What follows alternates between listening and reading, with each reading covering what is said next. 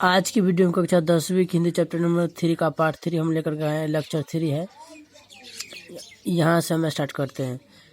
यदि आप विधि शास्त्र या कानून के विद्यार्थी हैं तो आपको विधि संहिताओं के एक ऐसे इतिहास की जांच पड़ताल का अवसर मिलेगा जो यूनान, रोम या जर्मनी के ज्ञात विधि शास्त्रों के इतिहास से सर्वथा भिन्न होते हुए भी इसके साथ समानताओं और विभिन्नताओं के कारण विधि शास्त्र के किसी भी विद्यार्थी के लिए उपयोगी सिद्ध हो सकता है। उदाहरण के लिए हम धर्मसूत्रों या समयाचारिक सूत्रों को ही ले लें। ये धर्मसूत्र मानव धर्मशास्त्र जैसे प्रवर्ती विधि ग्रंथों की आधारभूत सामग्री उपलब्ध कराते हैं। यदि आप लोगों को अत्यंत सरल राजनीतिक इकाइयों के निर्माण और विकास से संबंध प्राचीन युग के कानून के पुरातन रूपों के बारे में इधर तो अनुसंधान में उनके महत्व और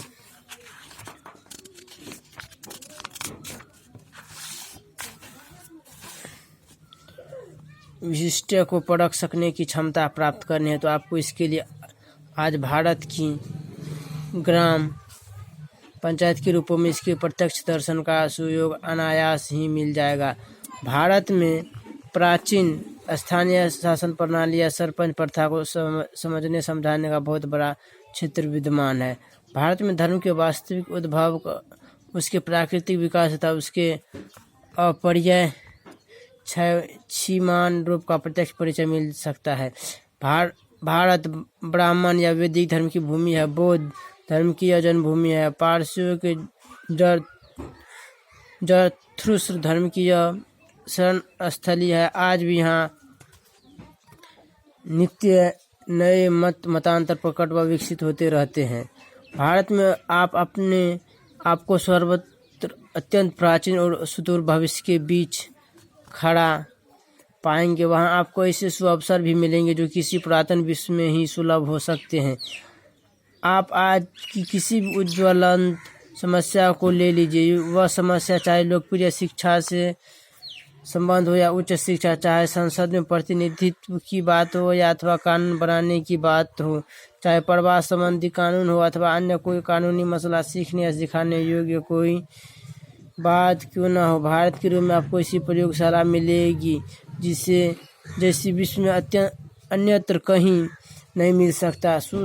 संस्कृत भाषा के द्वारा आपको चिंतन की ऐसी गंभीर धारा में अवगाहन का अवसर मिलेगा जो अभी तक आपके लिए अज्ञात थी। यहाँ आपको मानव हृदय की गहनतम सहानुभूति और सत्ता को जगाने वाले पाठ भी प्रचुर परिमाण में पढ़ने को मिल सकते हैं। मानव मस्तिष्क के इतिहास के उस अध्ययन में, या यूं कहे कि हमारे अपने स्वरूप के अध्ययन में, अपने सच्चे आत्म रूप की पहचान में भारत का स्थान किसी भी देश के बाद दूसरे नंबर पर नहीं रखा जा सकता। मानव मस्तिष्क के चाहे किसी भी क्षेत्र को आप अपने विशिष्ट अध्ययन का विषय क्यों न बना ले, चाहे वह भाषा का क्षेत्र हो या धर्म का क्षेत्र, देवत्व विज्ञान का हो या दर्शन का, चाहे विधि शास्त्र या कानून का हो अथवा रीति रिवाजों व परंपराओं का, प्राचीन काल कला या शिल्प का हो अथवा पुरातन विज्ञान का, इनमें से प्रत्येक क्षेत्र में विचरण करने के लिए भले ही आप चाहे या न चाहे आपको भारत की शरण लेनी ही होगी, क्योंकि मानव इतिहास से संबंध अत्यंत बहुमूल्य और अत्यंत उपादेय प्रामाणिक सामग्री का एक बहुत बड़ा भाग भारत और केवल भारत में ही संचित है। यदि आप भारत के इतिहास के किसी एक अध्ययन का भी सम्यक अध्ययन, व्याख्या, विवेचन कर ले तो आप पाएंगे कि हमारे स्कूलों और कॉलेजों में पढ़ाए जाने वाले इतिहासों के सब अध्ययन मिलकर एक क्षण के लिए भी उसकी बराबरी नहीं कर सकते।